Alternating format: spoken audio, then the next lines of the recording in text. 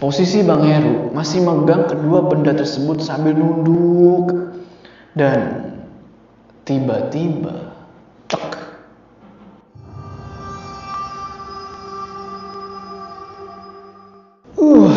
Assalamualaikum teman-teman, balik lagi sama gua.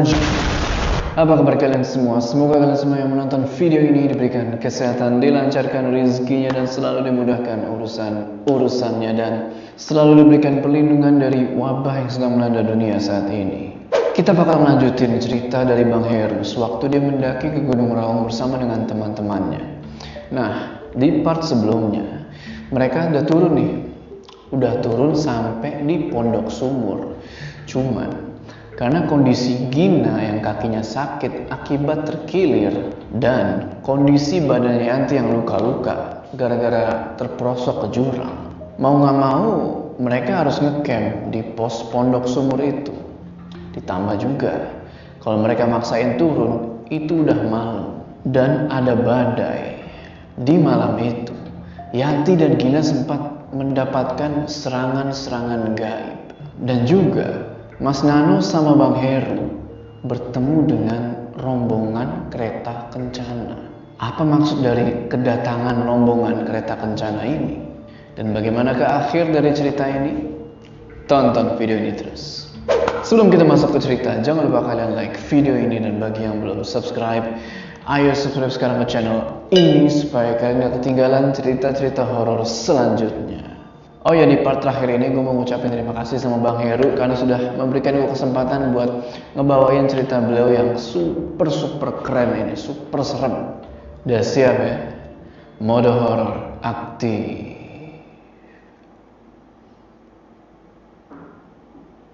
Iya, jadi pas Mas Nano dan Bang Heru lagi ngobrol-ngobrol duduk di depan tenda, tiba-tiba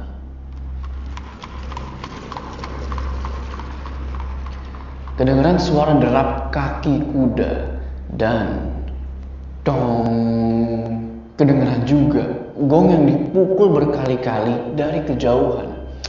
Ibaratnya kayak nandain kalau mau ada yang datang. Sontak Bang Heru melihat ke dalam tenda. Nah, ternyata Yanti dan Gina masih tidur.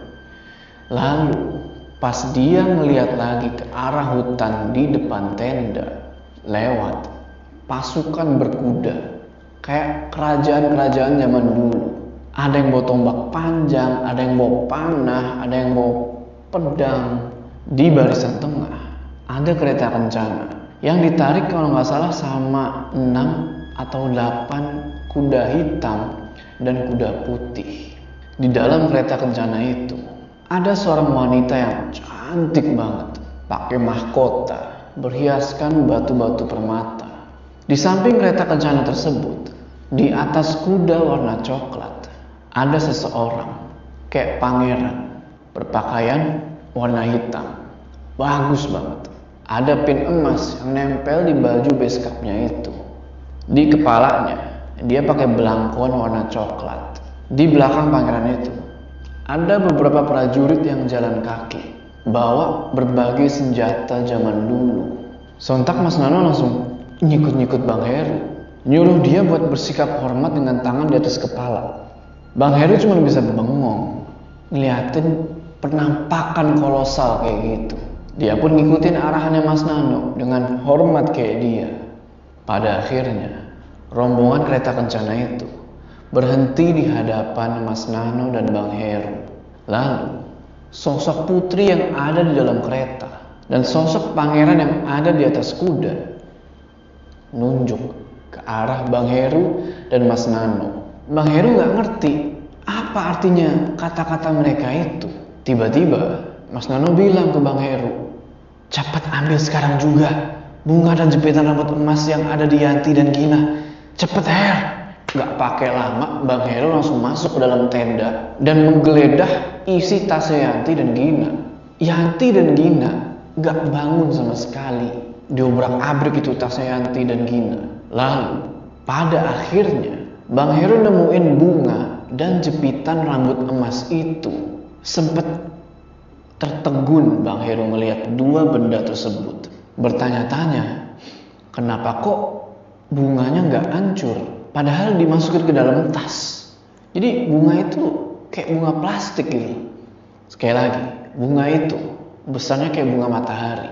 Kelopak pinggirannya kayak bunga Edelweiss, yang di pinggir-pinggirnya itu warna hijau dan tengah-tengahnya itu warna merah. Terus jepitan rambut emas itu bagus banget, ada ukiran-ukirannya.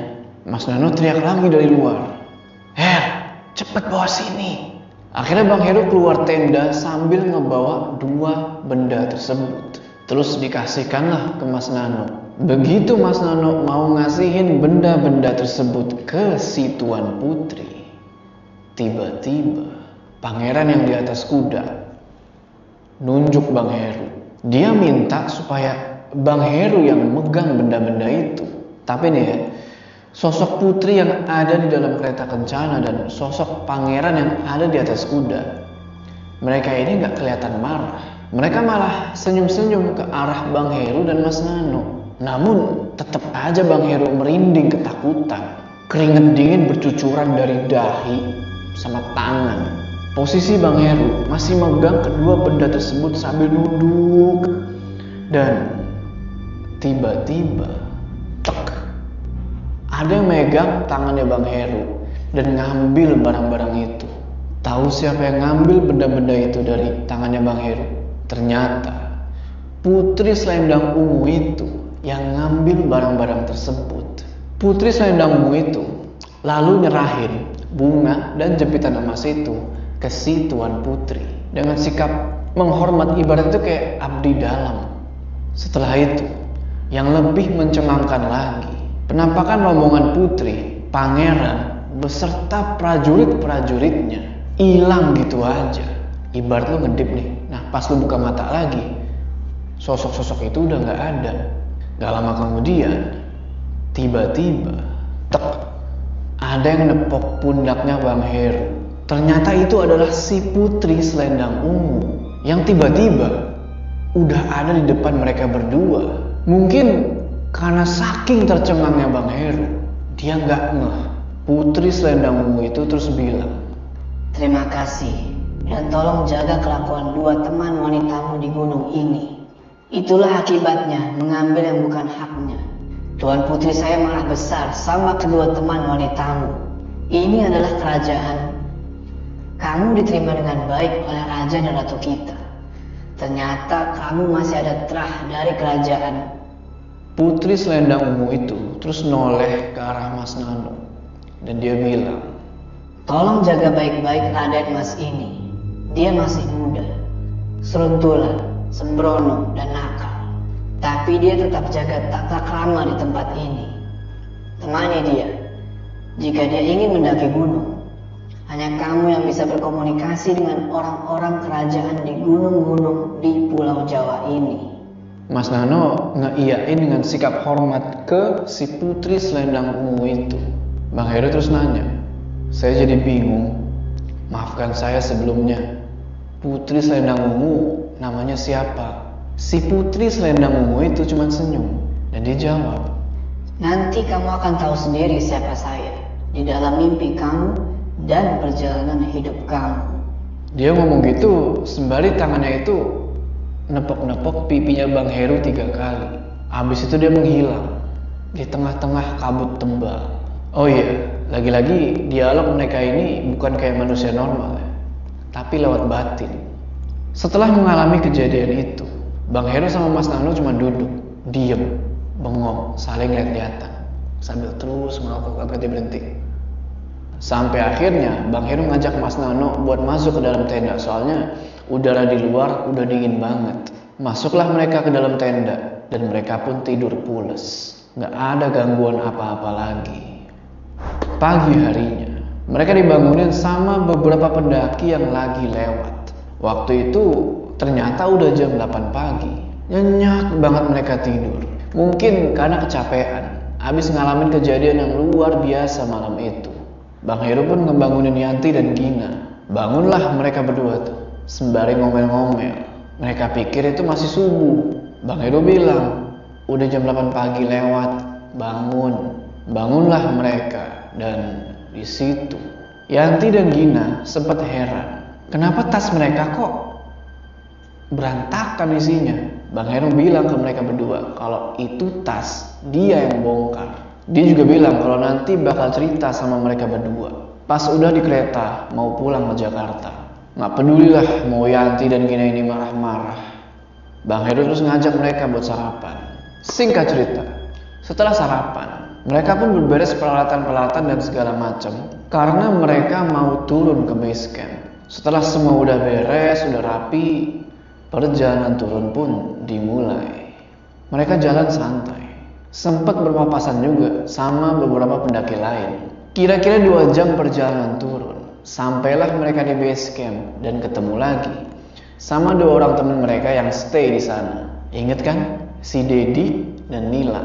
Bang Heru nanya ke mereka, perutnya masih sakit apa udah enggak? Si Dedi bilang perutnya udah gak kram lagi. Begitupun Nila. Tapi di situ si Dedi dan Nila menanyakan sesuatu yang benar-benar bikin Bang Heru dan yang lainnya bengong. Kok lo pada lama banget turunnya? Sampai 4 hari di atas. 4 hari? Bang Heru terus bilang, enggak lah, cuma 2 hari 1 malam aja. Coba aja tanya bapak ini. Yang dimaksud tuh bapak-bapak tua yang punya warung di sebelah. Dan bapak itu mengiyakan pertanyaannya Dedi dan Nila. Bang Heru terus bilang, udahlah, tar aja ceritanya pas udah di kereta. Karena waktu udah siang nih, dan Bang Heru udah lapar. Makanlah mereka semua di warung si bapak itu. Sembari makan, mereka ngobrol-ngobrol sama si bapak tua tersebut. Dan bapak itu cerita, kalau beberapa hari yang lalu, dia mimpi ada badai di atas Gunung Raung. Bapak itu terus nanya, apa kalian terperangkap badai, lalu bermalam dan tidak meneruskan perjalanan?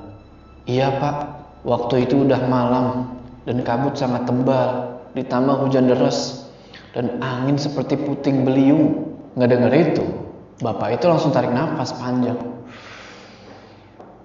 sambil ngebusin asap rokok kreteknya. Dan dia ngeliat ke arah jalanan di depan warung. Bapak itu terus bilang lagi, untung kalian selamat sampai di sini. Biasanya, kalau ada badai hebat di atas puncak gunung, banyak pendaki yang tersesat, bahkan hilang sehabis badai mereda. Ngedenger itu, sontak mereka semua yang lagi makan keselak dan batuk-batuk gara-gara cerita si bapak tua itu. Belum selesai sampai di situ, si bapak tua terus natap tajam ke arah Bang Heru dan dia bilang, sepertinya kamu mengalami kejadian yang tidak biasa di gunung itu, yang sulit diterima oleh akal dan logika untuk orang-orang yang tinggal di kota seperti kamu dan kawan-kawanmu ini. Bapak itu terus ngeliat ke Mas Nano dan senyum, senyuman yang penuh arti. Selesai mereka makan dan istirahat, mereka pun membayar makanan dan minuman di warung itu. Gak lupa, mereka pamitan sama si bapak tua tersebut, juga sama penjaga base camp, sekalian izin lapor buat pulang. Mereka lalu mutusin buat mencarter mobil Hiace. Tahu kan mobil yang gede itu, kayak semacam elf. Yang ternyata sopirnya masih saudara sepupu dari si penjaga base camp. Lumayan kan? Karena untuk menuju ke arah stasiun kereta api di Surabaya, mereka mesti naik bus nggak cuma satu, tapi mesti pindah-pindah bus. Jadi bakal lumayan repot mesti naikin turunin carrier. Perjalanan dengan mobil Hiace itu dari base camp Sumberberingin menuju ke stasiun kereta api memakan waktu kurang lebih 5 jam. Di mobil itu, teman-teman yang lain pada tidur semua, termasuk Mas Nano, kecuali Bang Heru. Karena dia masih kepikiran sama omongannya Dedi dan Nila. Kenapa kok mereka bisa sampai lebih dari 2 hari di Gunung Raung itu? Terus siapa bapak-bapak tua yang dia temuin di depan kamar mandi base camp? Kelihatannya sih kayak manusia, cuman apa benar itu manusia? Lalu siapakah Putri Selendang Ungu itu? Kerajaan apa sebenarnya yang ada di Gunung Raung itu? Apakah benar Bang Heru ini masih ada terah dari kerajaan? Dan terakhir, siapakah putri yang ada di dalam kereta kencana dan pangeran yang ada di atas kuda? Pada akhirnya, udahlah. Pikir Bang Heru, ngapain mikirin hal itu? biarin aja. Jadi pembelajaran hidup dan kenangan yang gak bakal bisa dilupain seumur hidup. Setelah itu Bang Heru pun tidur. Bangun-bangun, ternyata hari udah mulai gelap. Mobil charteran mereka pun sudah memasuki stasiun Pasar Turi, Surabaya. Sang sopir bilang kalau kereta yang menuju ke stasiun Pasar Senen, Jakarta setengah jam lagi mau berangkat. Mereka pun langsung buru-buru keluar mobil dan nurunin carrier. Walaupun dengan mata yang masih ngantuk, dan gak lupa mereka bayar ongkos charteran mobil tersebut dan bilang terima kasih. Suasana stasiun ramai banget malam itu. Mereka lari-lari ke arah loket stasiun dan beli karcis. Ada beberapa pendaki juga yang kelihatannya mau pulang ke kotanya masing-masing. Singkat cerita, masuklah mereka ke dalam kereta. Dan gak lama kemudian, kereta itu pun jalan menuju ke Jakarta. Kurang lebih 1 jam setelah mereka meninggalkan stasiun Pasar Turi, Bang Heru membuka obrolan sama teman-teman yang lain, terutama kepada Yanti dan Gina. Ya, ngomongin tentang kejadian di gunung itu. Di situ Yanti cerita, pas dia nggak sadarin diri, dia mimpi. Di mimpinya itu, dia dikejar-kejar sama sosok tinggi besar, bertaring, serem dah pokoknya. Setelah itu, dia dibawa sama 2 orang tinggi besar. Perawakannya tuh kayak prajurit kerajaan. 2 orang tinggi besar itu cuman pakai celana selutut, telanjang dada, sambil megang tombak di tangan kanannya. Mereka teriak-teriak, "Kembalikan bunga itu. Bunga itu kesayangan putri kerajaan kami." Terus Gina cerita kalau dia mimpi juga. Di dalam mimpinya itu, rambutnya dia dijambak sama sesosok makhluk tinggi besar juga, yang kuku tangannya itu runcing-runcing. Dan ada sosok semacam hulu balang atau pengawal, kayak pengawal-pengawal zaman dulu, pegang tombak di tangan kanan. Nah, mereka ini juga teriak-teriak, "Kembalikan jepitan rambut emas milik putri kami." Mungkin kalian bertanya-tanya, kapan dan di mana Gina nemuin jepitan rambut emas itu? Si Gina bilang kalau dia nemuin jepitan rambut emas tersebut di pos Pondok Angin, di antara 2 batu besar. Dedi dan Nila yang gak tahu apa-apa, cuman bengong aja, seolah-olah gak percaya sama kejadian-kejadian yang menimpa Bang Heru dan teman-teman yang lain di pendakian ke Gunung Raung itu. Bang Heru terus bilang ke Gina dan Yanti, "Lo pada lupa ya sama slogan-slogan kita sebagai pecinta alam? Dilarang mengambil apapun kecuali gambar. Dilarang meninggalkan apapun kecuali jejak. Dilarang membunuh apapun kecuali waktu." Yanti dan Gina cuma diem. Mas Nano terus ngomong juga, "Itulah kenapa kamu mengalami peristiwa seperti itu. Percaya tidak percaya, itulah yang terjadi pada kalian. Kalau kamu punya barang pribadi, terus barang kamu diambil sama orang lain, kira-kira kamu marah atau tidak?" Ya, pasti marah lah Mas Nano. Begitupun dengan mereka yang tak kasat mata. Mereka akan marah kalau ada barang kesayangannya diambil oleh orang tidak dikenal. Yanti dan Gina mengaku salah di situ. Ya udahlah. Setelah itu mereka pun ngobrolin hal lain sampai pada akhirnya mereka tidur lelap. Besok paginya mereka udah sampai di stasiun Pasar Senen, Jakarta. Sebelum mereka berpisah dan pulang ke rumah masing-masing, mereka salaman dan saling pelukan. Dan mereka akan bertemu lagi di pendakian selanjutnya. Hikmah yang bisa diambil dari ceritanya Bang Heru ini adalah ternyata dimensi alam gaib dan kerajaan gaib itu emang ada. Ternyata mereka hidup berdampingan sama kita. Cuma beda alam aja. Tapi tetap kita harus ingat kalau kita itu manusia, makhluk yang paling sempurna yang diciptakan sama Allah, bukan jin atau semacamnya. Di mana bumi dipijak, disitulah langit dijunjung. Hormati adat istiadat daerah setempat. Jaga tata krama, sopan santun, dan tetaplah rendah hati. Oke teman-teman, gimana tuh tadi ceritanya? Selamat buat kalian yang sudah mengikuti cerita ini sampai selesai. Semoga pelajaran-pelajaran yang ada di dalam cerita ini bisa kita terapkan sewaktu kita mendaki atau bahkan di kehidupan kita sehari-hari. Sebelum kita berpisah, jangan lupa kalian like video ini, dan bagi yang belum subscribe, Ayo subscribe sekarang ke channel ini supaya kalian gak ketinggalan cerita-cerita horor selanjutnya. Gua Jo, sampai ketemu di cerita selanjutnya.